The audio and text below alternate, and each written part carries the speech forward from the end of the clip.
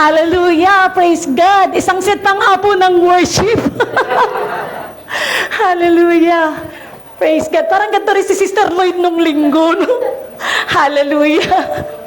Praise God! Oh my God! Mag-pray muna po tayo. Father God, dakilang Diyos, maraming salamat po, Lord, sa gabing ito, Panginoon. Salamat po, Lord, at dinako mo kami, Panginoon, sa lugar na ito ng digtas at payapa, O God. Salamat, Panginoon, sa kalakasan, sa buhay. Salamat, Lord, sa pagmamahal mong hindi nagmamali, O Diyos. Sa mga oras na ito, Panginoon, dalangin ko, Panginoon, na ikaw ang manguna, O God. Ipaisip mo lang, Panginoon, gamitin mo lang, Panginoon, ang aking bibig, Panginoon, upang maipahayag, Panginoon, ang iyong salita. In Jesus' name we pray. Amen. Okay. Dami nito, oh. Mga ilang ano to. Praise God. Noong Saturday po, parang ang pangit ng boses ko. Sadyang pangit ba? Noong Saturday po, nanggaling morning, no? Sabi ni Sister Risa, tara na. May plan po talaga kami kasi pumunta ng, tawag doon? People's Park. So, nagpunta po kami doon para mag-exercise, mag-zumba, para lumakas ang katawan, no?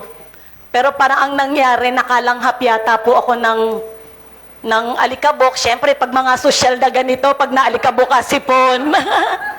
Praise God! Tapos sa pag-usapan na rin po namin, no, na pagdating ng hapon, pupunta po kami sa Grand Central para po bumili ng regalo para kay Pastor John. Di ko nga po pala kinabati. Praise God. Pero pag uwi po namin nung Saturday na yon, magla-lunchtime na, iba na yung pakiramdam ko. Medyo parang sipon, ganon. Pero dahil napag-usapan nga po namin nila Sister Lynn at Sister Risa na kami yung pupunta, nahiya naman po ako na mag-back out. So pagdating po ng bahay, natulog ako, tapos nung nagtawag sila, alis na kami. Hanggang nung ng gabi, talagang sobrang bigat na po ng pakiramdam ko. Kaya pagdating ng Sunday, hindi ako nakati ng church. Hindi ko po tuloy nabati ng personal na happy birthday si Pastor John. Kasi mahirap din naman po na ubo ka ng ubo dito. Tapos yung mga katabi mo, maano rin. Buti nga po, di ba, ngayon, pagka inuubo ka, hindi na masyadong maselan. Dati maubo ka lang, oy, COVID, di ba? Buti nga ngayon, okay na din po, di ba? So, yun nga po, nung Sunday, hindi nga po ako naka-attend. Tapos, no, nanood na lang po ako sa live. Grabe yung pastora natin. Grabe, ang tindi. Tumataas yung boses, nahawa kay Pastor John. Ang problema, pag tumataas yung boses, humihingi ng paumanhin, hindi po ako galit. Hindi po ako galit. Pero ini-emphasize lang naman po niya talaga, no, yung goodness ng Lord, yung kabutihan ng Diyos, yun lang naman po, no. Tapos naalala ko po to si Sister Ini nung in-schedule ako. Ang saya naman kasi in-schedule niya ako May 2. Back up na ako pa preacher. Sabi ko sa kanya, tanggalin mo na lang ako sa backup, tanggalin mo na rin muna ako sa preacher. Kasi pagka ganun pong mga first week ng month, yung mga katapusan, medyo dami po akong trabaho, may mga deadlines po, ganyan. Pero parang ang gulo talaga. Ngayon po, mas lalong sumabay. Dumating DOLE, dumating BIR, meron pa akong mga payroll. Sabi ko, parang lalo naman yata akong kakahapon nagte-text sa akin si Sister Len, sabi niya, Ten, nakakausap ka pa ba? Sabi ko, naman, grabe, sinagot ko naman siya agad. Tapos kanina, papunta na dito, may preaching. Hapon, yung kauna-unahang kumbenta, nagre-reklamo pa. Sabi ko pero hindi ako sumasagot kasi syempre, busy po ako sa paggagawa ng, ng Word of God. Sabi ko nga kay Sister Risa, sige, para matahimik na lang, yung commission ko, ibigay mo na discount. Para tahimik na lang, para tapos na. Ayun. Praise God. So, this is it. Parang wala na, parang si Jesus Christ lang, parang iko-crucify na. Praise God. Hallelujah. Ang title ko po ay, open. Ayan. Integrity of God's Word. Praise God. Ano nga po ba yung integrity of God's Word? Nakauna.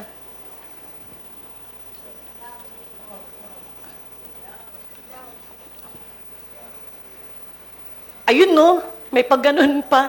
Andyan pa rin pala yan. What is integrity? No? Ano nga po bang integrity? Meron po bang gustong sumagot? Ano nga po ba yung integrity? Pag nasagot po nyo to, tapos na yung preaching.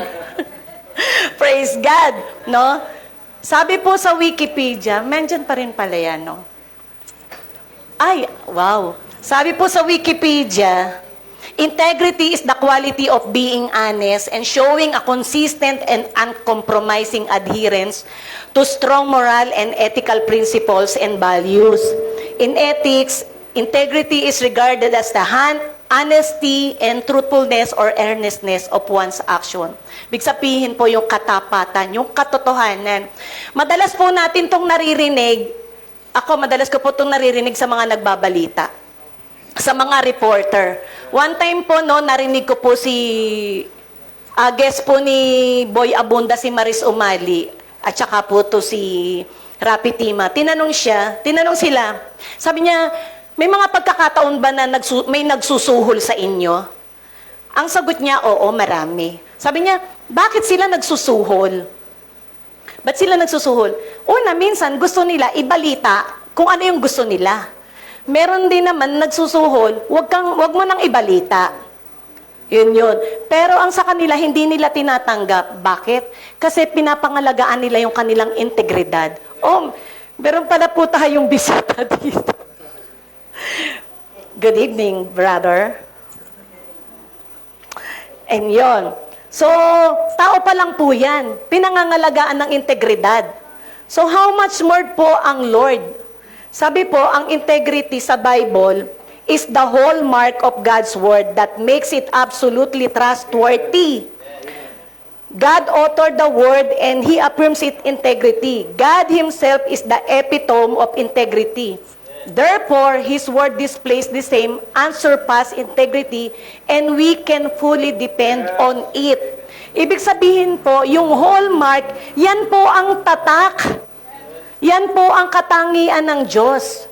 At yung sinasabi po dyan na epitome, ibig sabihin po, siya mismo, si God, ay halimbawa ng integrity. Amen po ba?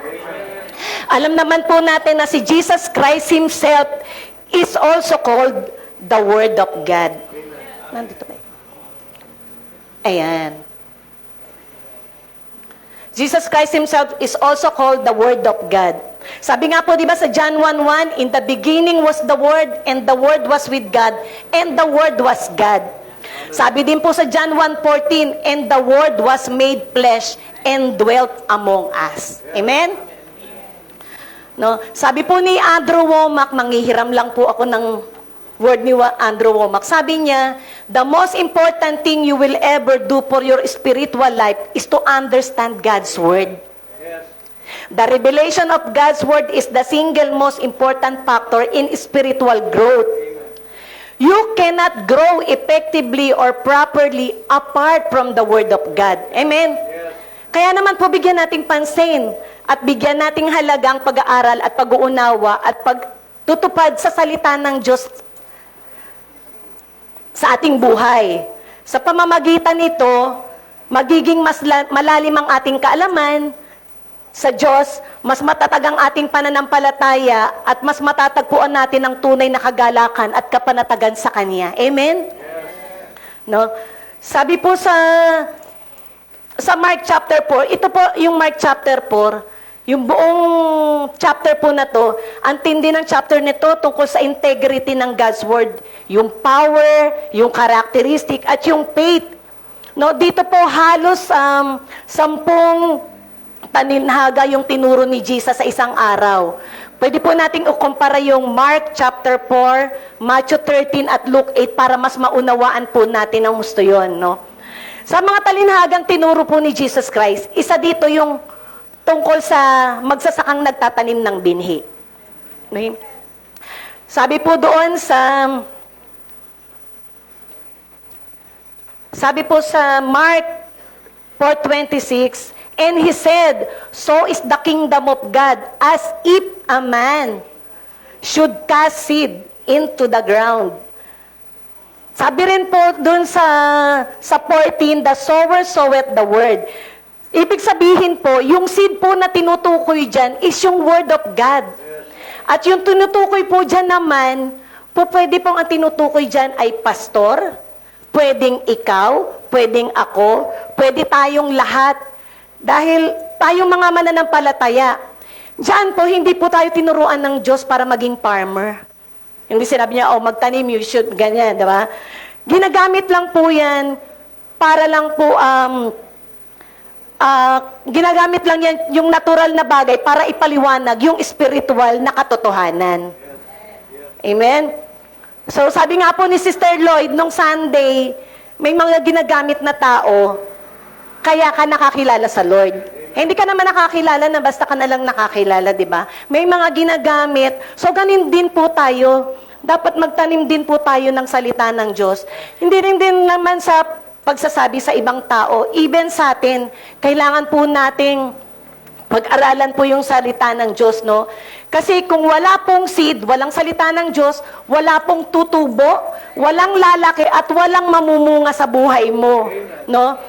Para to grow spiritually, the Word of God must be planted. Matanim sa'yo. You must have God's Word planted in your life. Amen? Sabi po doon sa 4:27, and you should sleep and rise night and day, and the seed should spring and grow up, he knoweth not how. Hindi po niya daw alam. Kasi it's God's principle na kapag nagtanim ka ng buto at binigyan mo ng tamang oras at nourishment, ito ay magbubunga ng kusang loob. Ganyang paraan kung paano gumagalaw ng salita ng Diyos, hindi natin alam. So, di ba minsan nga po kapag ka nakapagsabi ka lang pa ng isang salita doon sa akala lang mo hindi nagbubunga. Meron ka nakapag-share ka, nakapag-testimony ka, nabigyan mo ng biblical advice, akala mo wala lang yun, pero hindi mo alam. Darating ang panahon, bubunga at bubunga yon, dahil yun ang trabaho ng Lord, no? Yun talaga yun na kahit hindi natin alam, magbubunga yung mga salitang itinanim natin sa kapwa natin. Amen? So, may mga taong nagsasabi na hindi daw nila maintindihan kung paanong ang pagbabasa ng salita ng Diyos ay nakakapagpabago ng buhay at nagbibigay buhay sa kanila. Hindi nila maunawaan pero gumagana. Amen? Sabi nga po mukhang maano na yung ko Sabi nga po sa John 6:33, the Spirit gives life. The flesh counts for nothing. The word I have spoken to you, they are of the Spirit and life. Sabi po sa 28, for the earth bringeth forth fruit of herself, first the blade, then the ear, after that the full corn in the ear. But when the fruit is brought forth, immediately he put it in the sickle because the harvest is come. Darating ang panahon at mag-harvest po tayo. Amen? At darating panahon, di ba? Meron po tayong inaabangan ang makarating po ang makasama natin ng Panginoon sa pagdating ng panahon sa langit. Amen? So, the earth was made to incubate seed and to germinate and releases that life. Our heart was made for the Word of God. God's Word was created to be placed in our heart. Amen. Ang Bible, salita ng Diyos yan. Pero kung hahawakan mo lang, ipapatong mo lang sa table mo, walang kabutihan yun. Yes. Hindi yan makakapaglabas ng kapangyarihan sa buhay mo. Yes. Amen? Parang yan, ang gamot hanggat di mo inom, hindi ka gagaling. Hindi mo mararamdaman yung epekto ng gamot. No? Bible is not just true. It is the truth. Amen? Bible, hindi lang informational, but transformational. Amen? Ang salita ay nawawalan, sabi nga pag nag-Google ka, ang Google, i-inform ka. Pero ang Bible, itatransform ka. no? So kailangan basahin po natin ang Bible, no? Gamitin ko nga yung kanina yung sample. Sumakay, hindi nagbasa ng ano. So hindi niya na-enjoy. 'Di ba? Ang dami palang freebies, hindi na-enjoy. Ang dami natin, no? Sa atin, pag nabasa ka ng Bible, malalaman mo, napakaraming promises ng Lord.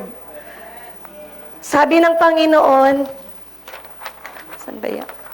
Ang dami niyang promises, sabi niya sa Isaiah 41:10, so do not fear, for I am with you. Do not be dismayed, for I am your God. I will strengthen you and help you. I will uphold you with my righteous right hand. No? Sabi din po sa Jeremiah 29:11, for I know the plans I have for you, declares the Lord, plans to prosper you and not to harm you, plans to give you hope and a future. Napakarami mga kapatid. Pagdating sa di ba, sabi sa Philippians 4:19, but my God shall supply all your needs according to His riches and glory in Christ Jesus. Kung yan lahat, mga kapatid, nababasa natin, lahat yan na meditate natin, lahat yan tumitimo sa puso natin, pag may mga dumating tayo mga circumstances, kayang-kaya natin yung ibato. Amen? Yeah. Diba? Sabi po sa Hebrews 4:12, for the word of God is alive and active, sharper than any double-edged sword. It penetrates even to the dividing soul and spirit, joints and marrow. It judges the thoughts and attitude of the heart. Amen? Ang salita ng Diyos ang nagbibigay buhay. Walang tagumpay sa buhay Kristiyano nang malayo at hiwalay sa salita ng Diyos. Kung uunawain po natin at pagbubulay-bulayin po natin ang salita ng Diyos, hanggang sa maunawaan natin, ito ay nagbibigay buhay. Amen po? Kailangan mo kunin yung salita ng Diyos, gawin mong itong binhi at itanim mo sa iyong puso. Praise God. Sabi nga po dun sa Joshua 1:8, keep this book of the law always on your lips. Meditate on it day and night so that you may be careful to do everything written in it. Then you will be prosperous and successful. Amen?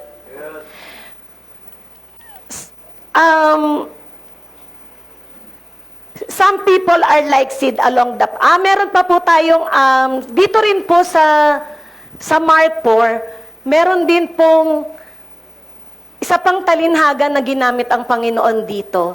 Ito po yung kind of soil. Ibig sabihin, pag ano po natin is kind of heart po yun, no? Some people are like seeds along the path where the word is sown. As soon as they hear it, Satan comes and takes away the word that was sown in them. Nawawala agad, no? Sabi niya, yan po yung mga binhi na natapon sa daan.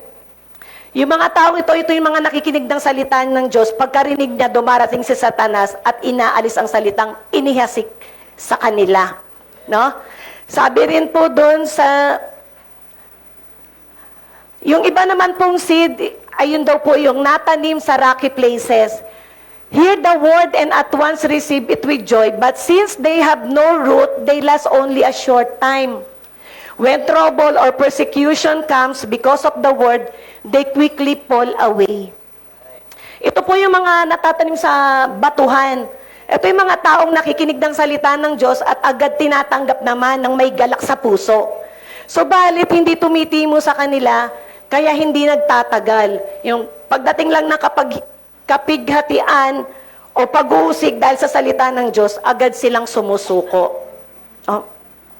Meron din naman po yung mga natanim sa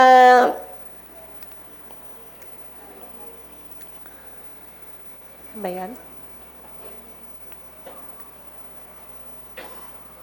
Ayon. Still others like seeds sown among thorns hear the word, but the worries of this life, the deceitfulness of wealth, and the desires for other things comes in and choke the word, making it unfruitful. No? Ito naman po yung mga natatanim sa madawag. Sila yung mga taong nakikinig ng salita ng Diyos, ngunit dahil sa mga alalahanin sa buhay na ito, pagkasilaw sa salapi, at pagkahumaling sa mga ibang bagay, ito po yung mga nawawala na kagad ng puwang yung salita ng Diyos sa kanila. Amen. Yun naman pong isa,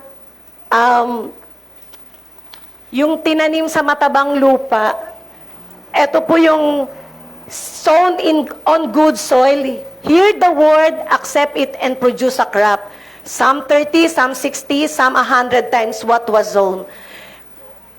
Ito po yung mga natanim sa matabang lupa. Sila yung mga taong nakikinig at tumatanggap sa salita ng Diyos at namumunga ng masagana, ng may tig 30, may tig 60 at may tig 100. No? Habang patuloy po tong chapter na to, naturuan na po ng Panginoong Hesus, nakapag-aral niya siya sa mga disciples niya, nung kinagabihan, nandito ba yun? Sabi po doon sa Mark, ayan pala po yung klase ng puso. No, yung mabato, yung sa daan lang, yung sa mabato, doon sa madawag, at yung klase ng puso na mataba. Si J. Indy, ikaw yun. Sorry na. Sabi po sa Mark 4:35, that day when evening came, he said to his disciple, let us go over to the other side. Tandaan nyo po, let's go over to the other side. Sabi no, diyan maghapong nagturo si Jesus sa kanila ng kapangyarihan ng salita, kung paano ang salita ay tulad sa binhi, kung paano mag-release ng buhay ng Diyos sa buhay mo. Nagtuturo siya ng halos 10 talinhaga. So, tinest sila ni Jesus. Ang sabi niya, let's go over to the other side of the lake. Hindi naman niya sinabing, sumakay tayo sa gitna, at sumakay kayo ng bangka, pumunta sa gitna ng lawa at malunod. Hindi niya sinabi yun. No? Kundi ang sinabi niya, lumipat tayo sa kabilang ibayo. So, makay na nga sila sa bangka at natulog si Jesus. Tingnan niyo po, ganyan lang yung klase ng bangka. No? At pagsakay nga nila, ayun, dumating na ang matinding bagyo at pumapasok na ang tubig sa bangka. Remember, yung sinasakyan nila, hindi yung cruise ship, na merong deck, na makakapagpahinga. No? Para hindi mabasa si Jesus. Pero ayan, pumapasok, no? Kaya imposible na hindi nararamdaman ni Jesus Christ. Diyos ko, parang tuwang-tuwa, no? Na babasa ka ng ganyan, no? Parang, mahirap kasi talaga pong gisingin ng mga nagtutulog-tulugan. Diba po? Imposibleng hindi nababasa si Jesus Christ dyan, o open-open yan, no? Pero yun nga po, so nagalit yung mga disciples sa kanya, sabi niya, no, Guro, wala ka bang pakialam sa amin na malunod kami? Siguro sabi rin din nila, no, wala ka bang gagawin? Kumuha ka nga ng timba doon at maglimas. Siguro sabi nila, no, siguro sabi din nila, tulong-tulong din pag may time. Hindi yung higa-higa dyan, tulog-tulugan, no? So, ganyan yung mga disciples. So, after all, the whole day na tinuruan sila ng Lord, parang hindi pa rin nila naunawaan na ganyan pa rin sila. Madalas ngayon, no, ganyan din yung mga ginagawa ngayon ng mga tao sa Diyos. Sasabihin, Lord, ba't wala kang ginagawa? No? May ginawa na yung Diyos. Nag-provide na siya. Kailangan lang natin, nag-provide na siya ng lahat ng kailangan natin sa pamamagitan ng pagbabayad ng Panginoong Hesus sa krus ng Kalbaryo nung tinubos niya yung ating mga kasalanan, no?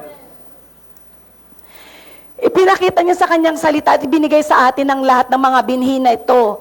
Ang tungkulin na lang ay itanim ang mga ito sa ating mga puso at mag-meditate tayo hanggang sa mag-release tayo ng buhay. Amen?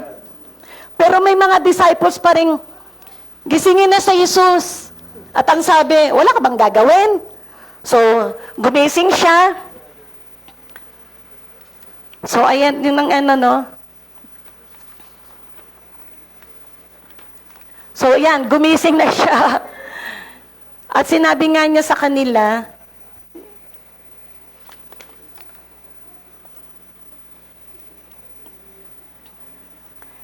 ayan, sabi sa kanila, ginawa niya, no, sinaway ng Panginoon yung alon at yung hangin.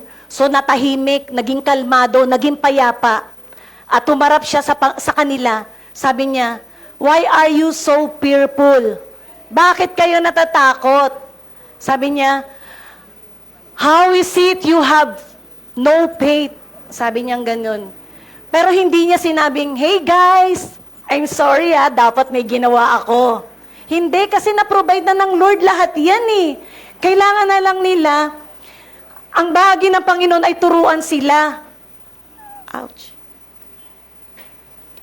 Ang bahagi ng Panginoon ay turuan sila at bigyan ng mga pangako sa part naman nila, tanggapin ang salita at paniwalaan ng mga pangako.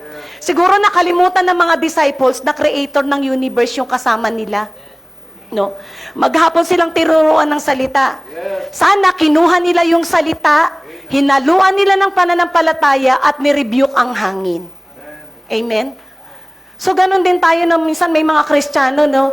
Pagka minsan may nangyayari sa buhay nila, ang sisi agad sa Lord. Sinisisi agad ang Lord. Ang Diyos, mabait po ang Diyos. No? Hindi, ang Panginoon, hindi nagbabago yan. Hindi nagbabago, depende kung anong nararanasan mo at nararamdaman mo. God is still God, whether you believe it or not. Ang Diyos ay Diyos, no? Ang Diyos, kahit hindi mo yan nakikita, laging nandyan lang yan. Para lang yung araw, na pag nandyan siya, pero pag minsan, pag natatakpan ng clouds, akala mo wala, pero nandyan pa rin yan. Andyan pa rin ang araw. So,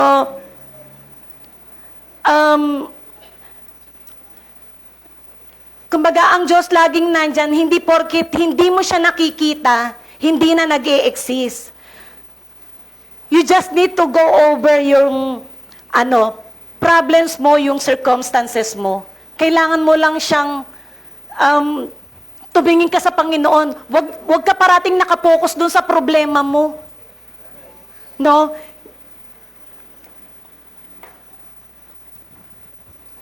Hindi porket ang buhay mo masama na ang Diyos. Hindi porket magulo ang buhay mo, magulo na ang Diyos. Hindi porket wala kang pera, hindi nagpo-provide ang Lord. Hindi porket may sakit ka, di nagpapagaling ang Diyos. Dito talaga sa mundo na to, makaka-experience tayo ng mga trouble, no? May mga sakit ang katawan mo, pero may pinangakong bagong katawan ang Diyos sa atin. Amen? Hallelujah. We need to believe. Ay, baliktad ba to? We need to believe God's word and act upon it, no? Tayuan po natin yung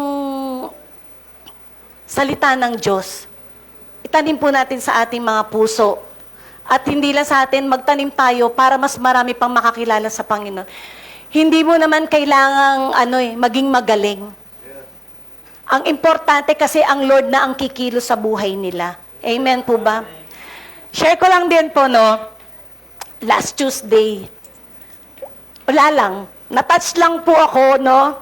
Kasi last Tuesday, no? Maaga, nag-message si Pastor Ben.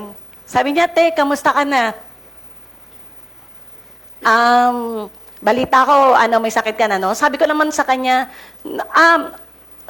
thank you, Pastor Ben. Sabi ko, okay na ako. Sabi ko, ganun.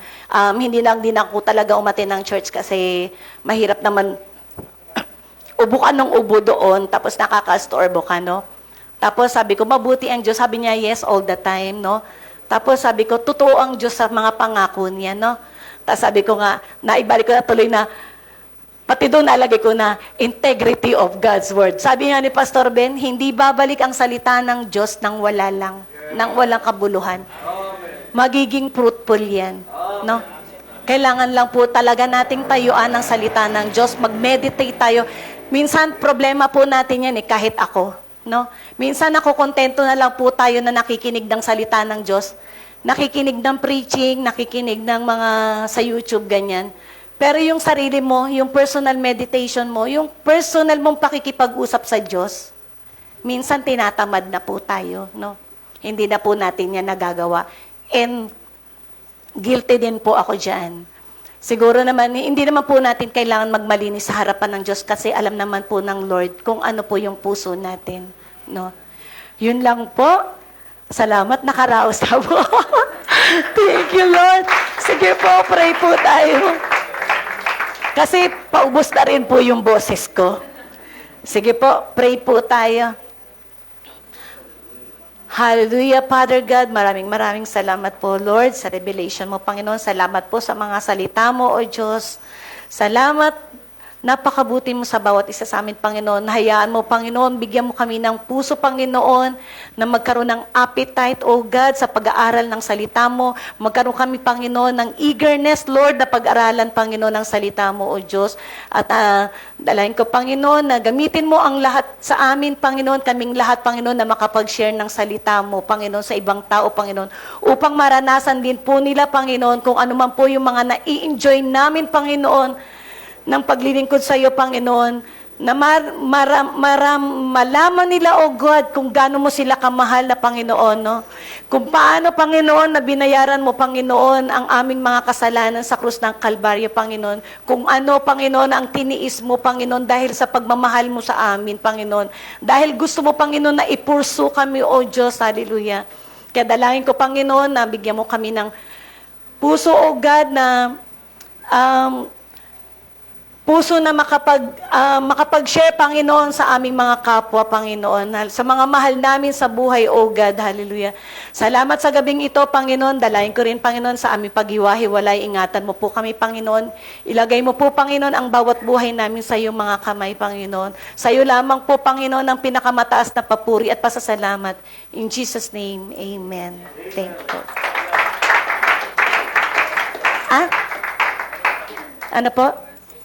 Ay, may question. O nga pala. So, alam nyo kasi nakalimutan ko yung price ko, naiwan ko. Sabi ko na nga, ba't parang ang konti? Praise God. Question of the day, number 1. May price po to. Oy, Jaja, bakit nagbabasa ka dyan? Charot. Sino pong gustong sumagot ng number 1 of given halos, oh? Given na. Gusto ko yung sasagot dito para talaga... mix. Bakit sumisilip ka rin nga? Sino pong alam ang sagot? Pwede naman, ha? Sino po? Walang premyo pag walang sagot. Mababasa yan sa...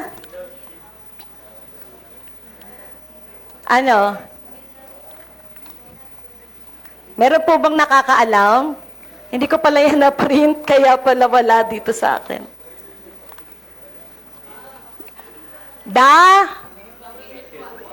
Sino? Sa isa lang. Sino? O, si Sir Lloyd. Si Pastora Lloyd. The wicked one will take it away, so it cannot, so we cannot produce, so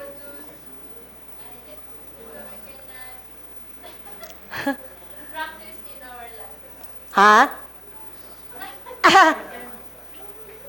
Oh, sino po? Sige, Eunice. The wicked one will take it away, so it cannot produce in our life. Praise God. Tama. Okay. May praise ka. Ayan. The wicked one will take it away so it cannot produce in our lives. Praise God. Next. When should we meditate on God's Word? Sino? Sister? Si Jay. Praise God! Day and night.